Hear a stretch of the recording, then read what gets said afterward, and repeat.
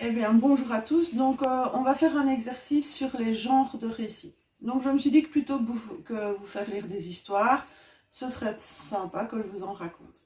Donc, vous allez devoir prendre la page 13 dans votre cours. Et là, vous voyez un tableau qui est séparé en différentes colonnes. Alors, la toute première case au-dessus, ça, vous n'écrivez rien. Et puis, en dessous, vous voyez que la case est divisée en différentes petites cases. Et donc, la première, ce sera l'histoire 1, deuxième, histoire 2, troisième, histoire 3, etc. jusqu'à 5. Vous voyez que vous devez mettre un titre pour cette histoire. Quel genre, à votre avis, c'est? Donc, ça, je ne vous donne pas d'indication, mais je vous en donne juste une sur les 5. Ce serait par exemple une histoire policière, le policier. Voilà. Ensuite, vous voyez que dans la colonne, on vous demande de parler du décor, de l'époque, des personnages, etc. Donc le décor, c'est mettre, par exemple, que c'est un décor réel, que c'est en Amérique, ou que c'est dans les étoiles, etc. Pour les personnages, ce sont des personnages réalistes, ou bien ce sont des créatures imaginaires.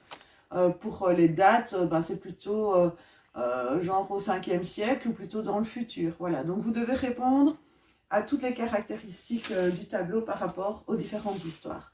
Et on commence donc aujourd'hui avec l'histoire numéro 1. Donc voilà, je ne sais pas si vous savez, mais à Saint-Louis, on tient quand même à rester en contact, même lorsqu'on a fini ses humanités. Et donc il y a un groupe d'anciens élèves, etc., qui est constitué. Et on fait des soupers de retrouvailles après un certain nombre d'années de sortie. Donc les 10 ans de sortie de réto, les 20 ans, les 30 ans, il y en a même qui vont jusqu'à leurs 60 ans de sortie de réto. Donc c'est assez sympa ce souper-là parce qu'on est avec toutes des générations différentes. Bon, pour ma part, comme vous savez que j'ai déjà un grand âge, j'ai déjà fêté mes 10 ans de sortie de réto, mes 20 ans et tout dernièrement mes 30 ans de sortie de réto. Alors, on a des groupes qui sont constitués, évidemment les réseaux sociaux nous aident par rapport à ça. Et si vous voulez, dans chaque classe de réto, ancienne classe de réto, il y a 1 ou 2 élèves qui sont appelés les rassembleurs. Et on doit essayer de retrouver un maximum d'élèves de notre classe pour pouvoir participer à ce repas et se retrouver. Donc, on avait eu un super gros succès pour nos 20 ans. Ça avait été vraiment chouette. On était 65 sur 110 réto, donc c'est quand même pas mal. Et c'est toujours hyper gai, évidemment, de retrouver tous les gens. Et alors là, pour les 30 ans, on s'était donné des petits défis. Donc, de retrouver une personne dont on n'avait jamais plus de nouvelles ou des choses comme ça. Et moi, comme défi, je m'étais donné de faire revenir l'Américain qui était dans notre classe, en fait. Si vous voulez, en réto, ça arrive qu'il y ait des élèves étrangers qui viennent passer 1 an.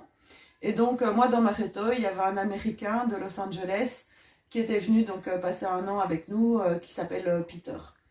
Et donc, j'avais retrouvé sa trace quand Facebook a commencé à exister. C'est une des premières personnes que j'ai recherchées.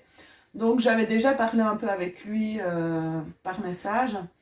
Mais bon, je ne l'avais plus jamais vu, évidemment. Et donc, j'ai décidé d'essayer de le convaincre de faire ce grand voyage pour venir à ce repas avec nous. Et en fait, il a été assez vite emballé parce que il avait passé forcément 1 an dans une famille d'accueil qu'il n'avait plus jamais vue non plus. Et il s'est dit, plutôt que revenir juste pour le souper, je vais revenir 15 jours en Belgique.